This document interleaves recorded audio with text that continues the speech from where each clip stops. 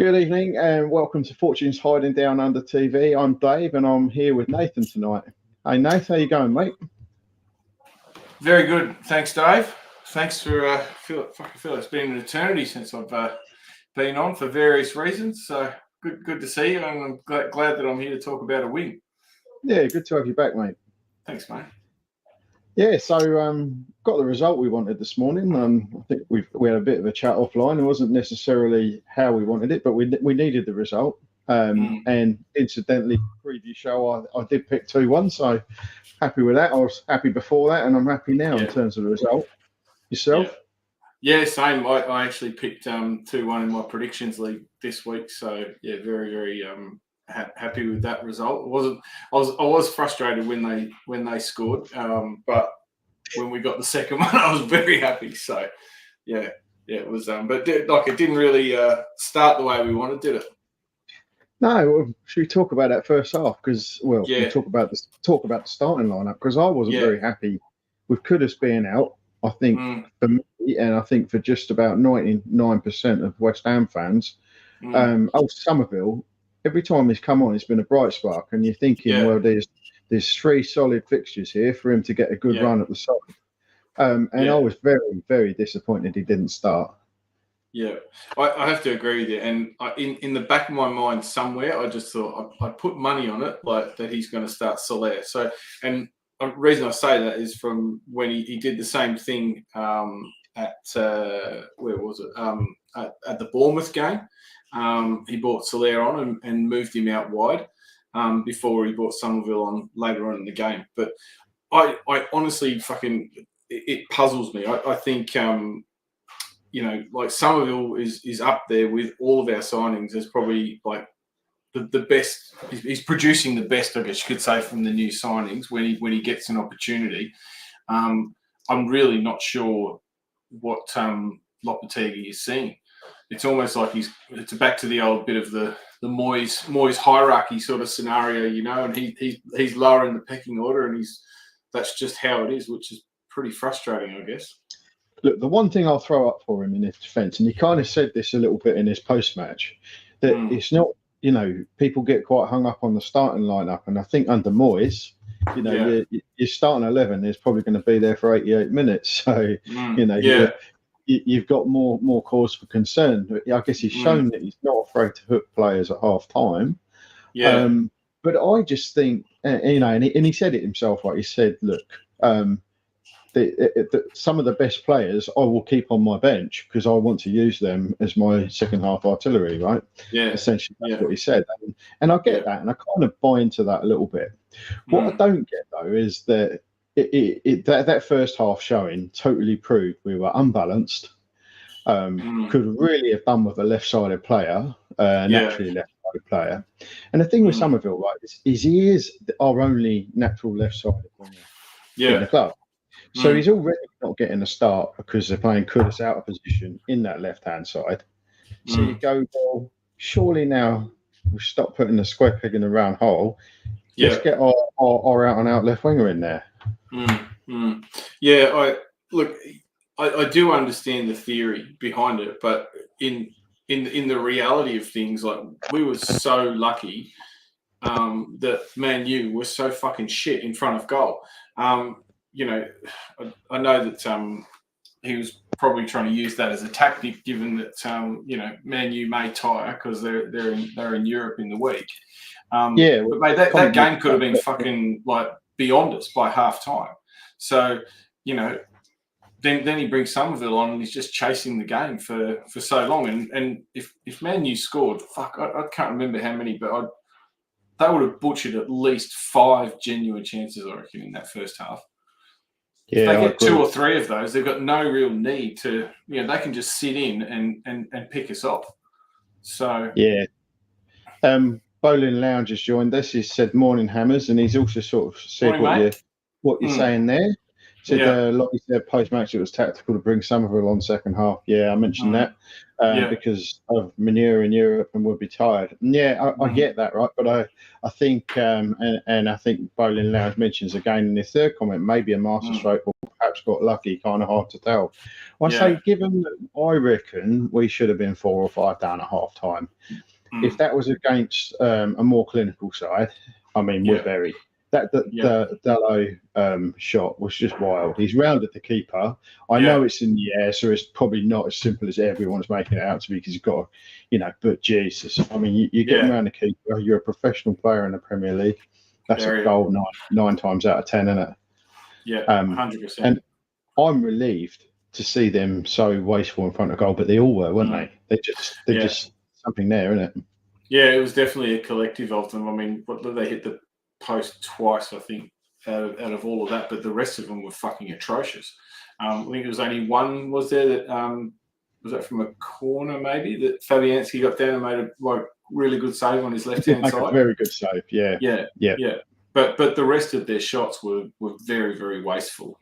So, and it came back to bite them in the end, didn't it? So, what do you make of Fabianski for Areola? Well, I think everyone's given Areola a bit of a blast, haven't they, after that last game, and maybe even over a few games of the season. Yeah. Am I surprised? I don't know. I mean, Lopetegui's shown that he's willing to hook players, and I think Fabianski had a very assured performance today, and proved it right.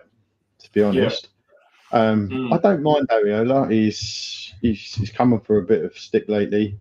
I think maybe he wasn't the best at Spurs, but then he did make a cracking save in that game as well. But look, on the face of it, it looks like a decent swapping.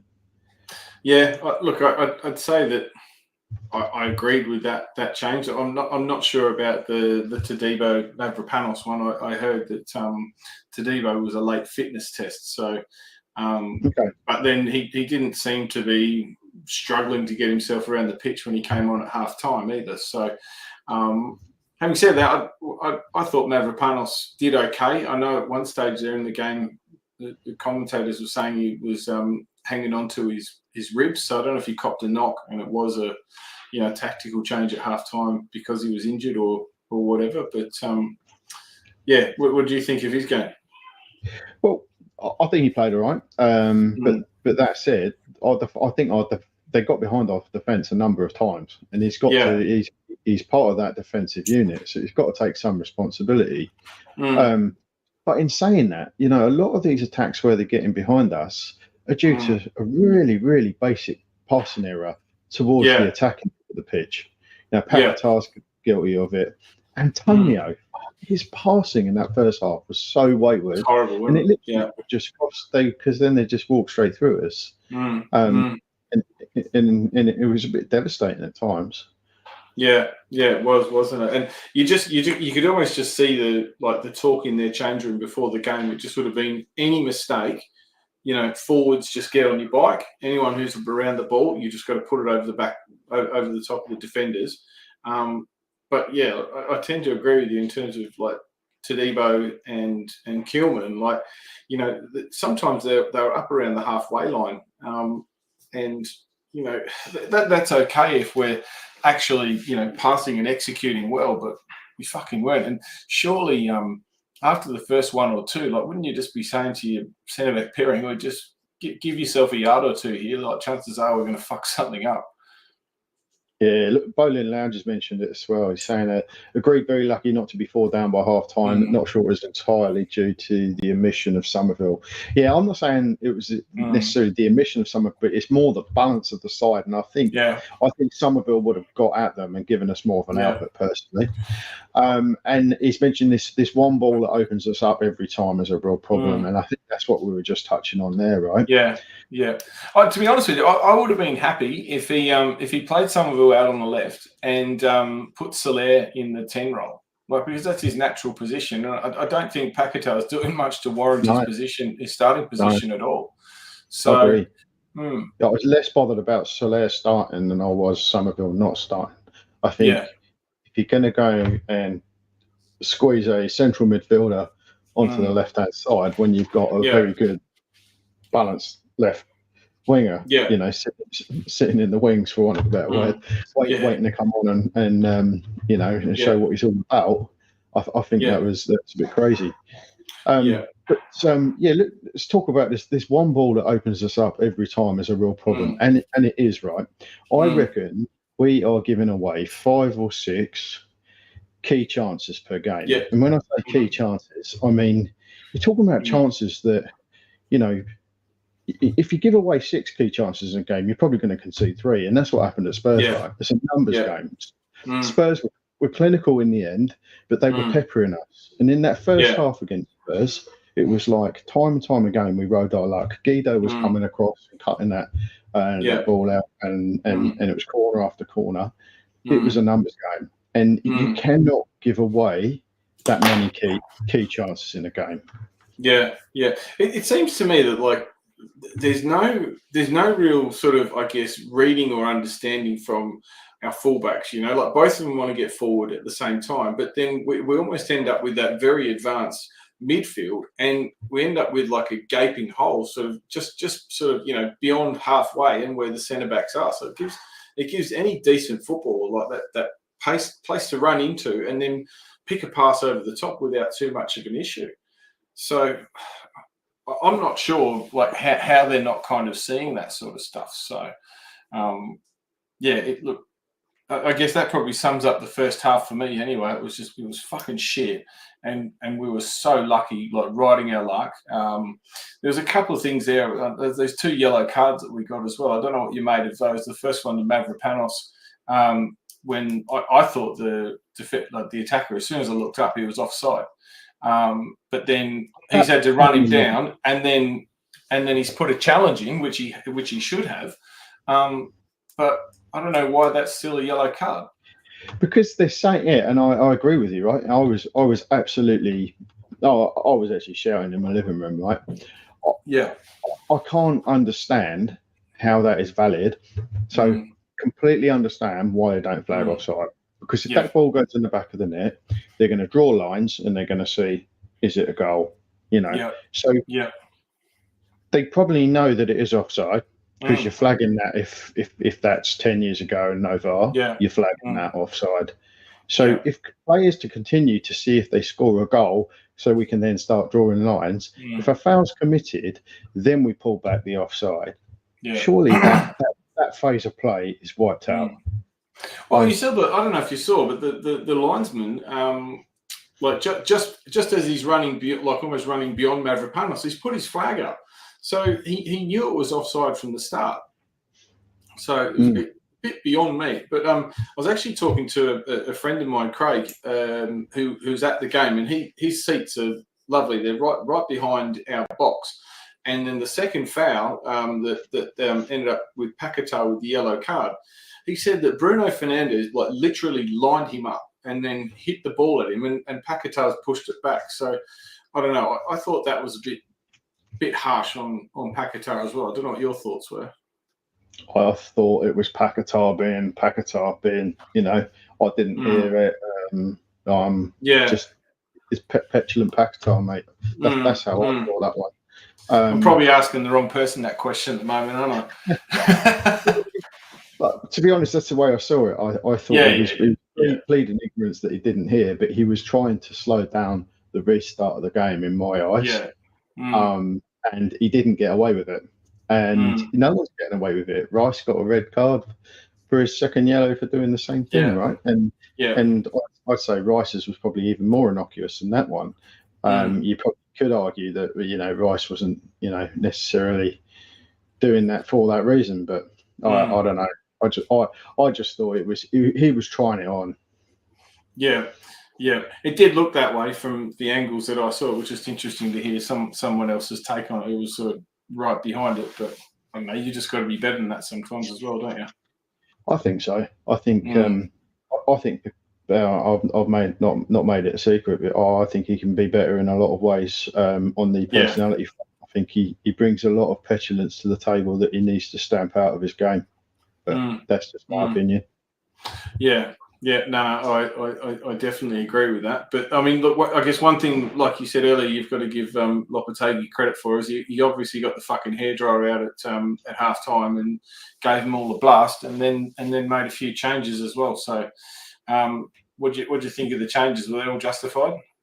They were all justified, and I think one person that hasn't really got a mention in this, and one that cops an awful lot of flack, was Souček. And to be honest, I felt that we were a lot more balanced with Souček in there than Paqueta. And I think having that left winger that's got a lot of hunger and was actually bringing something to the game made all the difference for me. Yeah, no, I definitely agree with that, and I think that balance of having that left-sided player who's got the pace to run at players, and like for a little fella, he looks strong too, doesn't he? Somerville. Yeah, absolutely. Yeah, and for me, it's hunger. So if you go to his goal, you go. Yeah. The reason he's right there to get on the end of that, it was pure hunger. He managed to. He went for that follow through, and the way he stuck his foot out as well. It was like he made no effort of chasing a ball that was running away from him. And it was good, wasn't it? So.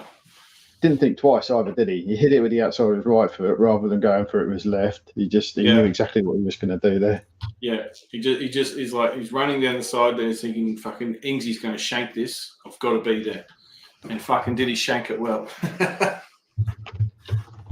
So yeah, look, we go 1-0 up, and wasn't too much longer, and the disappointment comes. 7 or 8 minutes, I think it was from memory. So.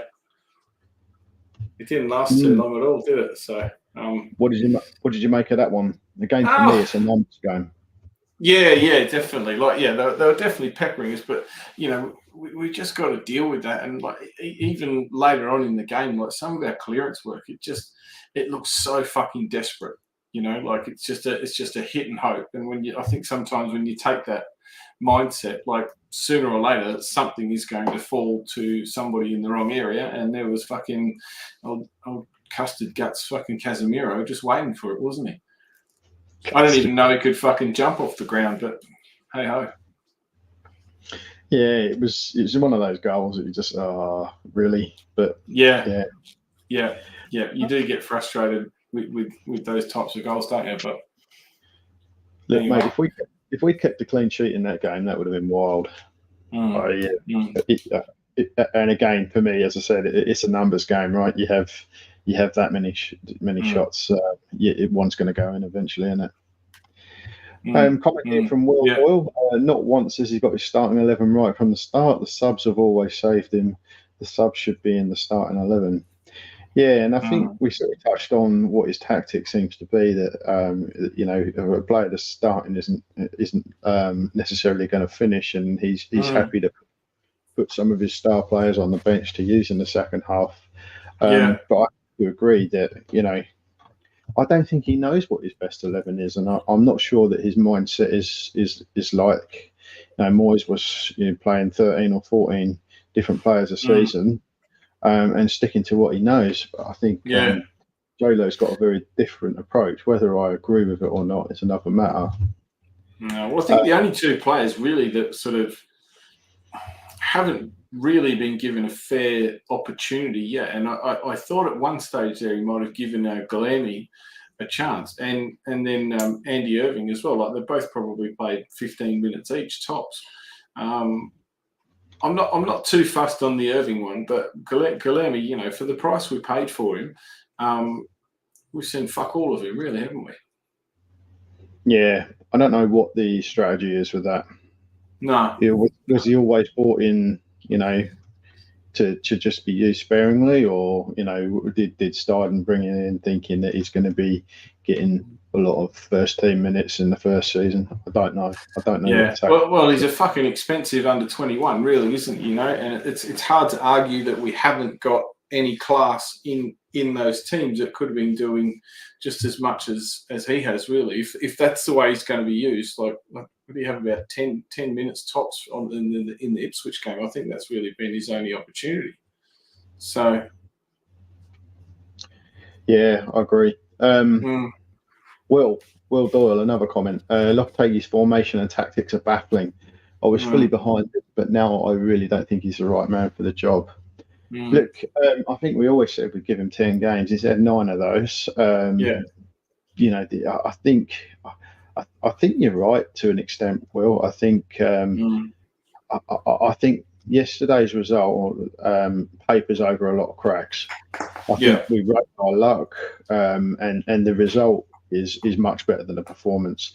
I think we will keep picking up results here and there, but it's going to be sporadic, right? What we really need to do is sort the bloody football out. You know, I think there's enough crap teams down there to give us a buffer.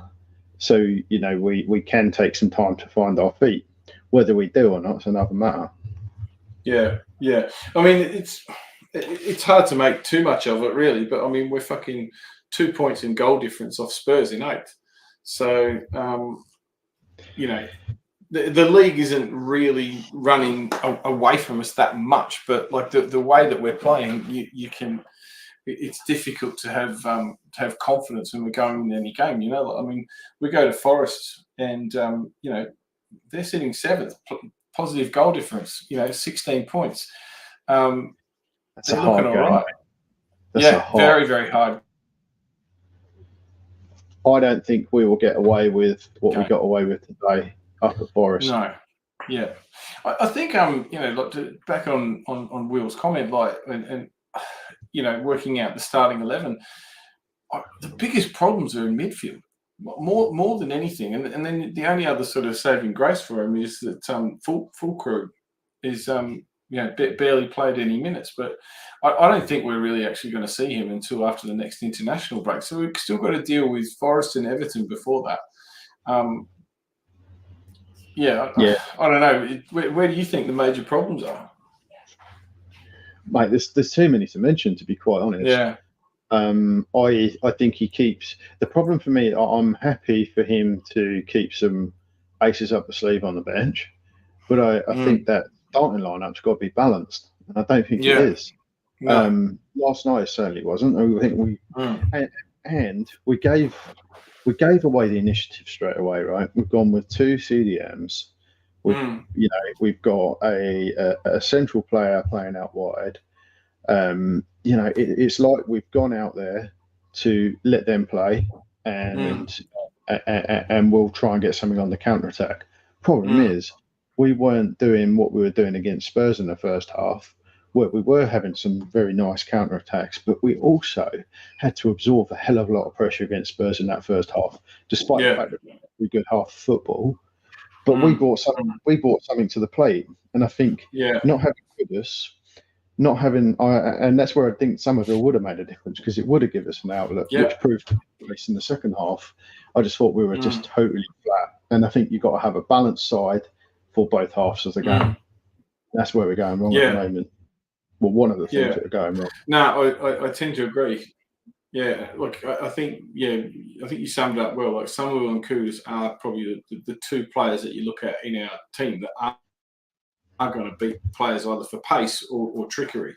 You know, but Bowen does a great job of holding the ball up, but he doesn't seem to sort of beat players one-on-one anywhere near as much as those 2 do. I don't know, but Bowen was absolutely electric in the first half against Spurs. If we'd seen that Bowen, but then again, he didn't have a lot to work with. You know, Kudus was playing off him nicely against Spurs. Just didn't. He didn't have that. You know, he had a couple of good 1-2s with Wan-Bissaka, and who incidentally we haven't mentioned. I thought he had a really good game. Again, Wan-Bissaka. I think he has been basically the signing of the summer for me. Yeah. Would you agree with that? Yeah, well, he's definitely had the minutes to prove himself. So I do agree with that. He's definitely had a lot less mistakes than any other player that's come in. Kilman's probably pretty close to him as well, but you know, they've both just come in and adapted quite well, I think. And you know, I mean, they have been exposed a few times, which are probably, you know, their own faults, but. You know, I think the midfield's got a lot to answer for in terms of how much we're getting opened up and caught in behind. That's for sure. So, I also think it's to do with the fact that we're playing such a high line. And I think we're not playing like intense attacking football and playing a high line and taking the risks. we're actually playing quite a slow game, not opening up the opposition very well, and playing a high line. So I think we're kind of stuck in almost the worst of both worlds at the minute. We're playing, we're kind of giving the ball over, so it's kind of that sort of Moisey style. There's a lot of passes involved, but a lot of our passes are, back and forth between the centre backs while they decide what the hell are we going to do, because we don't really have an outlet. But I just think we're a bit stuck in the middle in terms of what we want to be at the moment. No, I do agree with that. Like we've got to work better on that pressing, that high press. Like I think you mentioned it, a few games ago, but like it's very half-assed. It's not collective as a team, and when we are going into those areas, like you've got nobody that's actually trying to create some balance and structure at the back, so that if it doesn't work out, we're not getting exposed. So it is that little bit of frustration or confusion, you could call it. But I mean, fuck me, like these boys have been working together now for nearly 3 months at a minimum. You'd think that things are starting to come together a little bit, and he's throwing it around a bit more than I would probably like, and not really sort of taking the players out that aren't showing the intent. Like you have to have so much intent and enthusiasm when you're trying to play that high up the pitch, and some decent thought process into what happens if we do lose the ball, or we don't, or they go through the press. Yeah, look, 50 Pence has made a comment here for a bit of balance, I guess, with the few of us having a bit of a gripe about J-Lo's approach. He's got on here, I'm with J-Lo on not be too excited about the starting lineup. He's sowing ruthlessly and looks though may drop some big egos. I agree with that. But I also think we're talking about now we've got lots of new players in and about gelling, and you just touched on that then. And I think one of the problems with that we haven't found our feet yet is that there's not that sort of trio of players that can play off of each other that get enough run in the side together to have found their feet with those players, right? If players are only getting 45 minutes here and there, it's not really getting that solidarity as well. So that's kind of the downside of doing that. But I kind of agree with 50 Pence as well, that it's quite refreshing to be making the changes when things aren't going well. Like we said earlier, like they're definitely changing the game and giving us the opportunities that that we've created to win the games. But if you go back to the Chelsea game, and really the Spurs game before he made any of those changes, the game was gone. So to say you don't get too excited about the starting lineup, I'm not sure I subscribe to that, because the game could be won and lost in the first 20 minutes. So why would you be planning to wait for in the last 20 minutes of the game just to nick it? It might not have. You might not always have the opportunities like we had today. So the thing is, right, we took a massive risk today because that first half performance deserved to go 2, 3, or 4 behind, right? So we were actually, it might have been a tactic to stay in the game and unleash the powerhouses in the second half. It could have and probably should have gone drastically wrong for us. Go on. I was to say 50 Pence has just sort of gone a bit further on to say that he'll judge after we played the bottom 12 too early to live with the top 6 or 8 because of late transfers and no pre-season for some. Yeah, maybe right. But I think we always said 10 games and we're approaching that now. We are. I think, it depends where we're at Christmas, and then when we start to worry if we haven't managed to string some decent results together. I think sometimes, like you look back at that Ipswich game, and it gives you some hope that it can get better than what it actually is. But I think other results like the Chelsea and the Spurs game just show you that you really don't have that luxury of just trying to ease your way into it. Like every week you've got to be on it, and I can't understand why Paquetá has been given as many chances to get things right as he has, when we do have other players who can play in that position that probably deserve their go. So I really want to see, when Curtis is back, I really want to see him in the middle and Somerville on the left. Mm-hmm. What they do with Paquetá, couldn't agree with you more with that. I think that's the way forward, and Bowen on the right. Yeah. I think Antonio's probably pushing the friendship a little bit at the moment as well. Yeah. He was, he was pretty good against Ipswich. But he was pretty poor in that first half against Man United, as were most of the players. Yeah. No, I tend to agree with you, and I mean, Ings is sort of in that same realm, really, as Somerville. Like, I find it challenging to sort of find where he's gone wrong. Like, he's coming in and he's creating stuff, and today, he really got the assist for the first goal, and then a very, very dubious penalty, but he was in the area, and got to be there, isn't you? Oh, you do. And I mean, typically they're the fucking types of fouls that you see given against us, right? So it was nice to finally see something like that go our way. What do you think about it? Yeah, absolutely. I think the amount of whinging on the internet with Man United fans melting down over it, you just go, geez. Look, how many times does a big team like Man United come to our place and we get a good decisions like that? I'm still remembering Pogba's goal after them curling one out over the bloody. In COVID times. Came back in, and that he was probably 4 ball lengths out. It wasn't even close, was it? It just in the heavens and got missed. But we're well overdue for some calls like that, aren't we? And I don't know if you fucking saw or heard any of the reports from Ten Hag after the game, feeling fucking violated and robbed. You just go, mate, how many fucking chances do you need to score, you stupid cunt? Like, that was just, he was fucking, it made me laugh and feel a bit good on the inside that he's sucking that much about it. So yeah, they're all fucking moaning and in meltdown, but good. Stuff it. Yeah, it's beautiful, isn't it? Nice to watch. So Kent Hammonds has put one up here too, mate. About going to 3 at the back. So if we're going to push our fullbacks that far up, what do you think? What do you make of that? Yeah, look, it seems to work, doesn't it, when we do that? So I'm up for trying that from the start at some point, to be honest.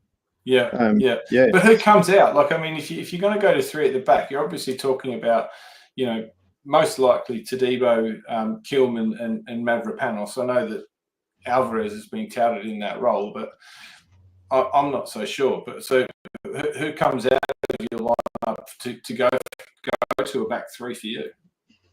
Yeah, it's a very good point, isn't it? Because if you're going to do that, you're not going to have a left back and you're not going to have Emerson and potentially Somerville either, are you? So it probably has to be one of those that was sacrificed, wouldn't it?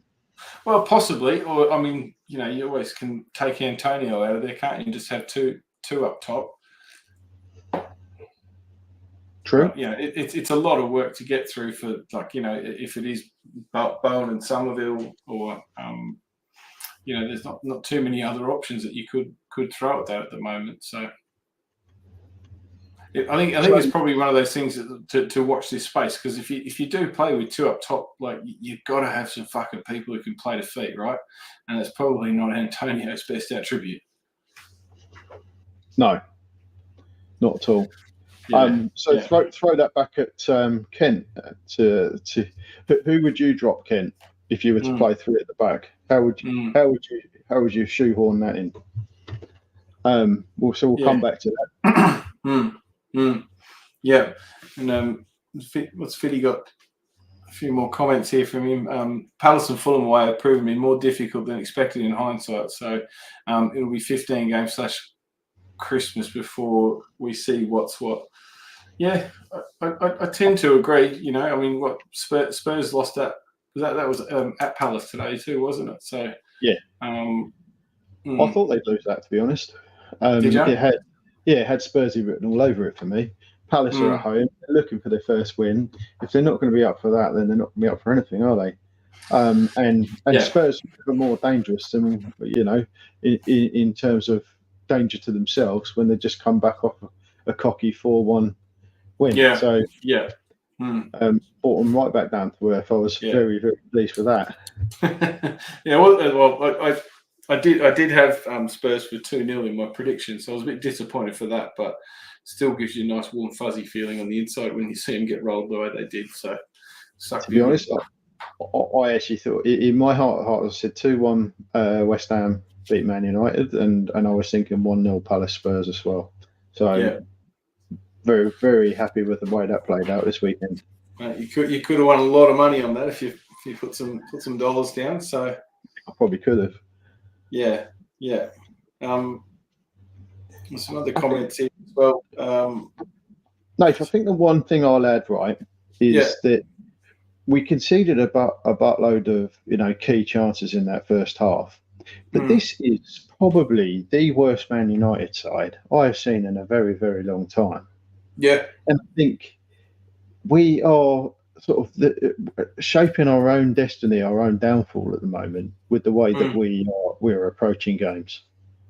I don't think this was one to say, here you go, you have the ball, and we'll try and get it back off you. I think it was one to go for from the off. And you know what, it will pan out all right. And that just shows you what a pile of shit team they actually are, because they did have a stupid amount of chances and they fucked them all up. So stick that in your pipe and smoke it back to Manchester. It was it was very timely that I guess we got them when we did, off the back of a game in Europe. So, but it is showing though that like the teams that are extremely organised and playing confidently, they're fucking ripping us a new one. So that's the part that you've just got to be mindful of, especially with the way that Forest are playing at the moment. Like they're pulling out some good results from good, smart, organised play. So Everton, I'm not so worried about. I think we should be able to get a decent result there. But yeah, Forest is very, very concerning. So I think that's the thing, mate. I think we probably if we were to somehow get a point at Forest, that would be a very, very good result.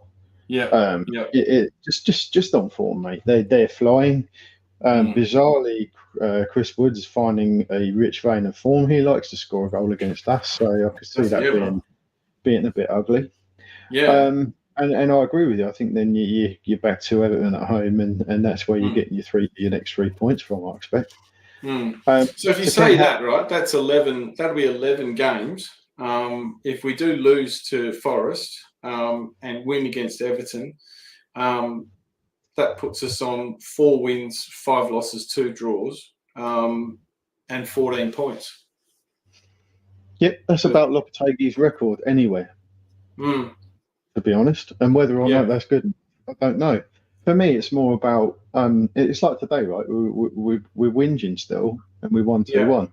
The reason we're whinging because we know we haven't sorted the football out. So I guess after the Everton game, if we're on 4 wins, that's acceptable. But you want to hope that we've started to sort out some of the stuff that we're highlighting at the moment. No, I tend to agree with that. That's what's more concerning for me than the result itself. So this is Kent's back 3 starting 11, yeah.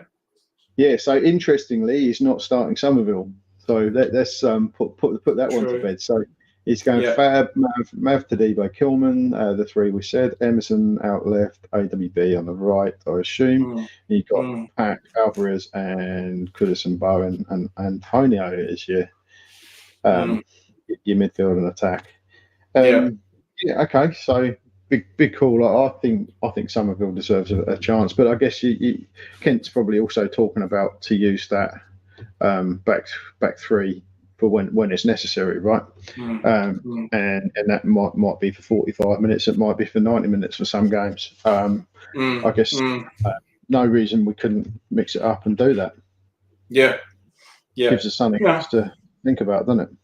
Yeah. Look, if everybody's playing well, I wouldn't be too disappointed if that was lineup of a back three, 2 wide players, sort of 2 holding and 3 attacking, with probably, Paquetá probably moving forward to join the attack with the two wing backs as well. So it wouldn't disappoint me all that much. Because I guess when you play with that, like, it does allow you to have that one centre back just sitting that little bit deeper to stop those balls going over the top. So, yeah. Cool. All right. Well, we've just hit 40 minutes, mate. So yeah. I don't know about you, but I'm just about ready to. All about done. Yeah. We've covered the game. Look, I think it was not nice to have a win. Nice to have 3 more points. So let's just fucking put it in the bank, and now that we've done one over those fucking mank cunts again. So I know Matty would be happy, that's for sure. Exactly right. I think what you guys have got to look at here is that we have just come off the back of a home win against Man United. They're not the team they used to be, but they caused us a threat, and we might have got away with the raining shots in the first half, but we did. So, nice to dodge some bullets every now and again, isn't it? It is, and we're above them in the league again. So rightfully we might keep trading place with them throughout the season, I reckon. Yeah. Cool. It still could be a question as to whose coach gets sacked first, though. Cool. Anything to add, mate? No, probably only one thing that's come on your minds, I guess. Come on your minds. Thanks, guys.